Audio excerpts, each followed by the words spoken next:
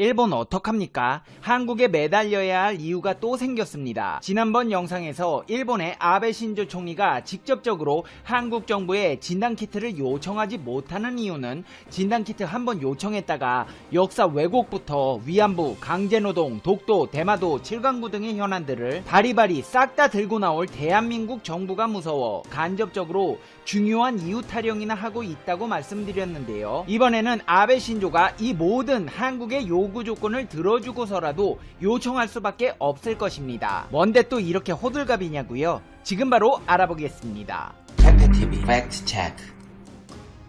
대한민국이 또 한 번의 기적을 이루어냈습니다.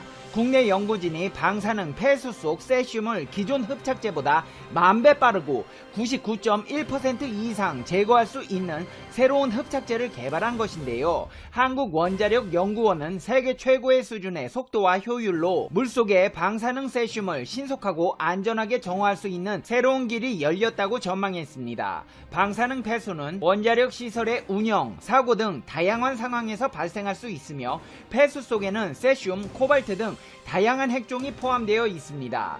그 중에서도 방사능 세슘은 물에 잘 녹아 외부 유출 가능성을 높인 반면 제거가 까다롭고 반감기도 30여 년에 이릅니다. 또한 감마선을 방출하고 체내 흡수 시 근육 등에 축적될 수 있으며 환경에 유출될 경우 장기간 생태계에 영향을 줄 수 있어 방사성 폐수 정화 과정에서 중요한 핵종 중의 하나입니다. 이렇게 더럽고 위험한 방사능 폐수를 정화하기 위해 원자력 연구원이 개발한 티타늄 페로시아나이드 나노 흡착제는 세슘 흡착 효율을 향상시키기 위해 특별한 구조로 만들어졌습니다. 세슘 흡착에 활용되지 않는 입자 내부는 빈 공간으로 만들어 무게를 줄이고 입자 표면은 표면적이 큰 겹꽃 모양의 나노 구조로 합성했습니다. 속이 텅 빈 세슘 제거용 꽃 모양 티타늄 페로시아나이드 나노 흡착제는 원자력 시설 사고 시 발생하는 대량의 방사성 폐수나 원전 해체 시 발생하는 강산성의 제염, 공정 폐액을 처리할 때 활용 가능성이 높습니다.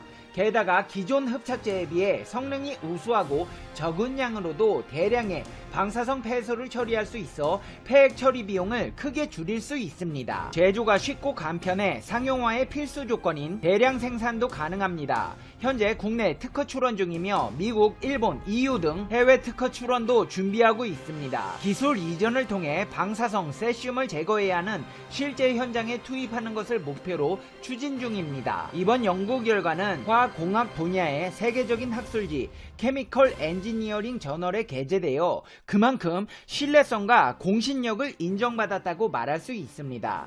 사실 작년에도 한국원자력연구원 해체기술연구부 박사팀에서 원격 제어로 방사성 폐수 속을 유영하면서 세슘을 감지, 제거하는 화학적 미세수중 로봇을 개발한 바 있습니다. 그때는 과학기술정보통신부 미래원자력연구센터 사업으로 수행되었으며 연구 결과는 환경 분야 국제학술지 유해물질 저널 5월호에 게재되었고 작년 5월 27일에 관련 특허 등록도 완료했습니다. 하지만 이번에 한국원자력연구원이 개발한 나노 흡착제는 기존 밀입자 형태의 금속 페로시아나이드에 비해 세슘 흡착 속도가 10,000배나 빠릅니다. 일본 후쿠시마 사고 수습에 사용된 타이타노 실리케이트에 비해서도 32배 빠른 속도를 보였습니다.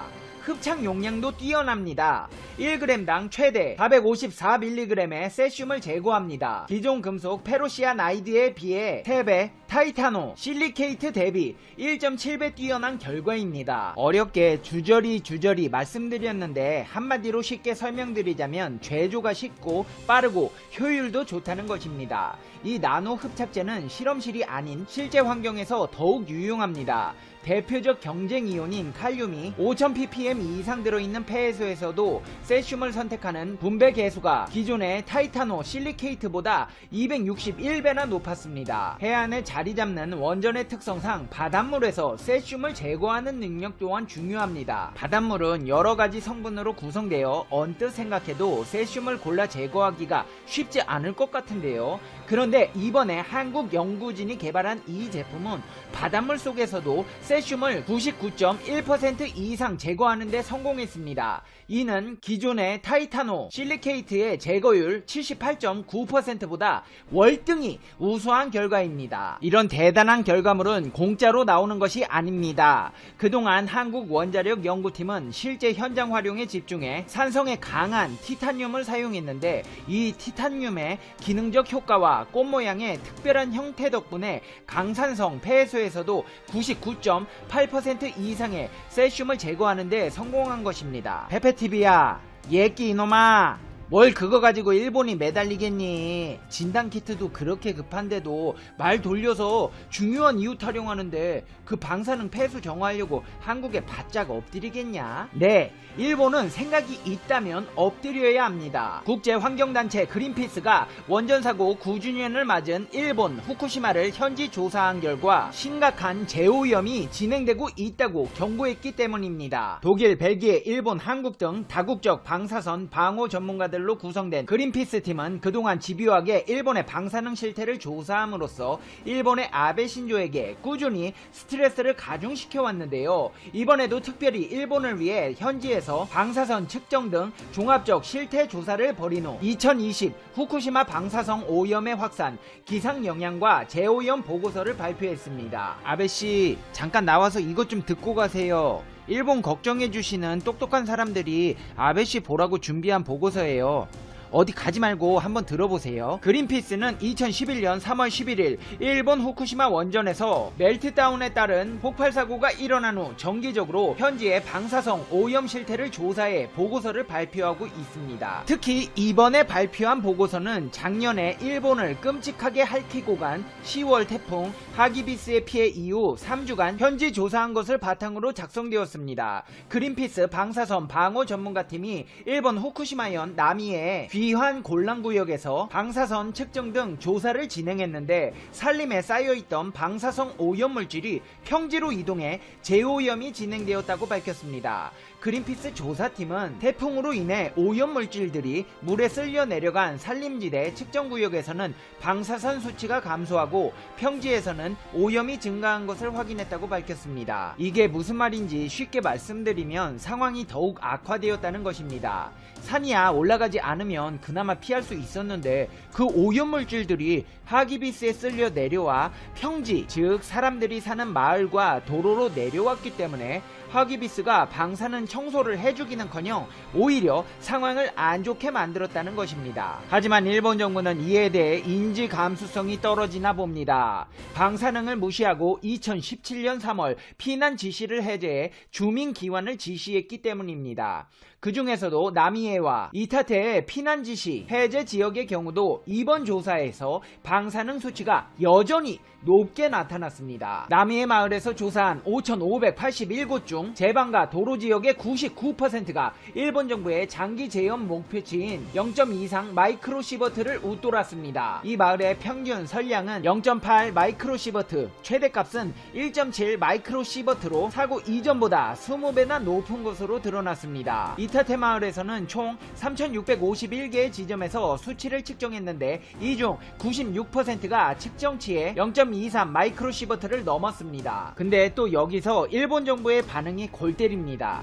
일본 정부는 태풍 하기비스 이후로 후쿠시마 내 방사능 측정 결과를 공식적으로 발표하지 않고 있습니다. 일본 원자력 규제위원회에게 이유를 물어보니까 태풍이 지나간 10월 이후에는 모니터링 측정 장치가 훼손되어 측정이 어렵다는 입장을 내놓고 있습니다. 한마디로 배째라는 것입니다. 상황이 이렇게 심각한데 일본은 특이한 방사능 기준치로 주민 귀환을 종용하고 있습니다. 국제방사선 방어위원회 연간 피폭 한도선량 기준치보다 연간 한도선량을 20배나 높여놓고 안전해졌으니까 돌아와서 살랍니다. 일본 시민단체와 전문가들은 일본 정부가 국제기준에 어긋나는 피폭 한도선량을 정한 뒤 성급하게 피난 해제 조치를 하고 있다고 비판합니다. 하지만 비판해봤자 뭐합니까? 일본 국민들의 건강 피해는 이미 본격화되고 있습니다. 일본 정부가 구성한 후쿠시마현 건강조사 검토위원회에 따르면 2020년 후쿠시마현 소아갑상선암 환자는 악성 의심 환자를 포함해 공식적으로 236명입니다.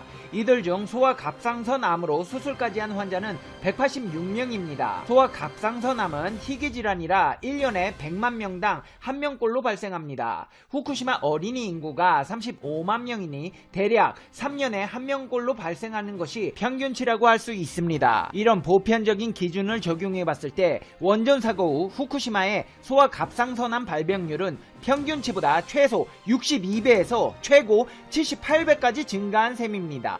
상황이 이런데도 아베 신조 일본 총리는 집에서 강아지랑 놀자며 브이로그나 찍고 있습니다. 상황이 걱정이 되지 않을 수가 없는 상황입니다. 이제 페페TV의 결론입니다. Conclusion. 페페TV. 아베씨, 한국 진짜 대단하죠. 일본이 망친 거 해결하려고 이렇게 과학자들이 노력하고 있어요. 이 방사선 오염물 흡착제 받아가고 싶죠? 와서 받아가고 싶다고 솔직히 말해봐요. 본인 자존심이 국민들의 생명의 우선순위가 될 수는 없잖아요. 근데 와서 받아가는 대신 사인해야 할 서류가 몇 장 있을 거예요.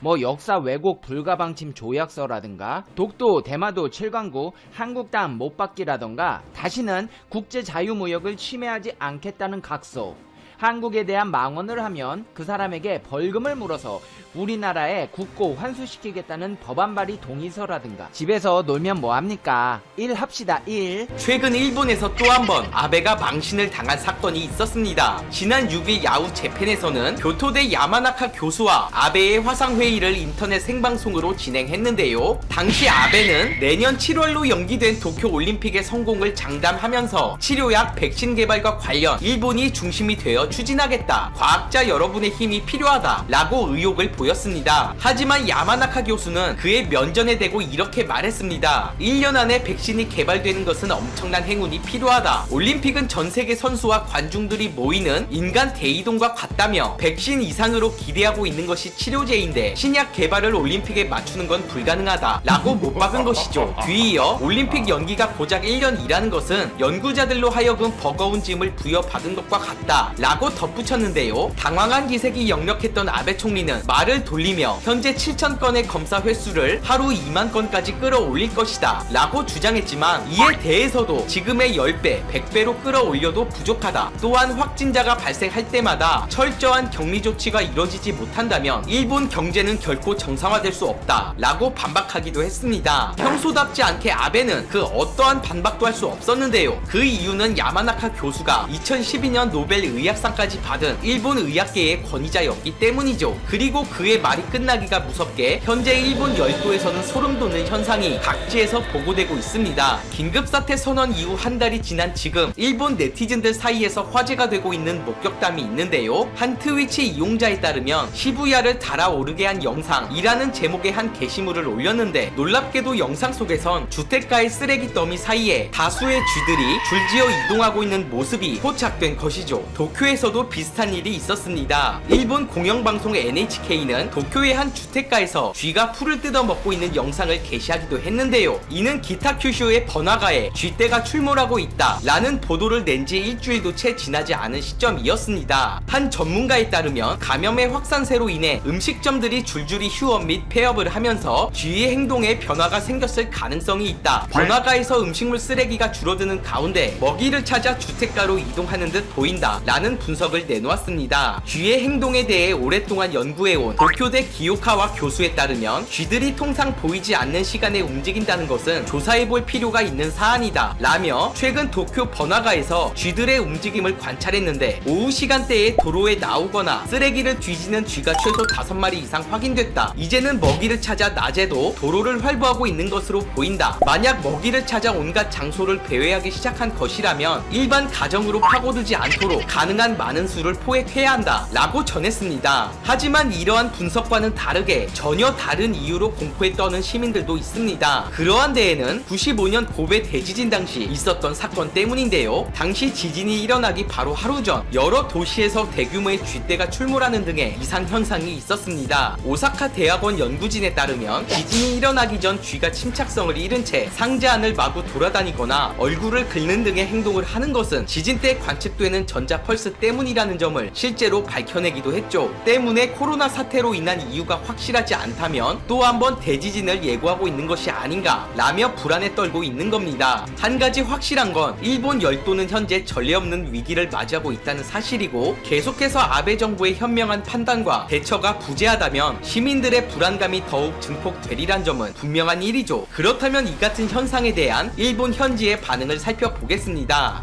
이제 일본 열도의 주인이 바뀔 시간이 왔군. 대세에 따라 다음 총리도 사람이 아닌 쥐들 중에서 뽑자고. 어때? 좋은 생각이지? 집에서 쥐가 나오는 이유는 너희들이 청소를 제대로 안 하기 때문이야. 제발 상한 음식 좀 제때 버리고 관리 좀 하자. 코로나 때문이라는 이상한 소리 하지 말고. 도시에서 쥐들이 활개치고 다니는 건 결코 좋은 현상이 아니야. 역사적으로 봐도 그랬지. 최근에 봤던 소식 중 가장 불길하다. 어디 해외라도 나가서 살아야 할까봐. 일본의 방역 능력은 정말이지 형편없기 짝이 없다. 쥐들 때문에 또 다른 전염병이 생기는 날엔 어떻게 되는 걸까? 어쩌면 한국에서 넘어온 쥐들일 수도 있어. 고작 쥐 몇 마리가 나왔다고 호들갑 떠는 꼴이 우습네. 아무 걱정할 것 없어. 번화가에 쥐들이 나타나는 건 예전부터 있었던 아주 자연스러운 현상이니까. 괜히 불안 조장하는 방송국이 문제. 트위터에서 본 영상에선 쥐들이 집단으로 움직이는 모습이던데 분명 일본에는 무슨 안 좋은 일들이 일어나고 있음이 틀림없다. 조만간 대피를 해야 할 수도 있다. 이런 감기 따위로 경제를 멈추고 긴급사태나 선포하고 진짜 바보 같네. 아베를 압박하는 저 교수라는 사람은 아무런 대안도 없이 비판만 하고 있잖아. 다들 이렇게 멀쩡한데 말이야. 한 달 전에는 사슴이 우리에서 탈출하고 사람들을 물어뜯더니 이번엔 쥐인가? 일본 전체를 그냥 동물원으로 꾸미는 건 어때? 관광객도 더 많이 유치할 수 있고. 아베는 지금 당장 소독약을 들고 동네 곳곳을 소독하자. 어차피 집에서 기타나 치고 놀 거잖아. 뭐라도 시민들을 위해 일을 해야 총리답지. 아베의 발언이 매우 재밌군. 일본 상황이 이런데 아직도 도쿄올림픽을 이야기하고 있네. 장담하는데 2년 후에 개최해도 일본에 놀러오는 외국인은 거의 없을 거다.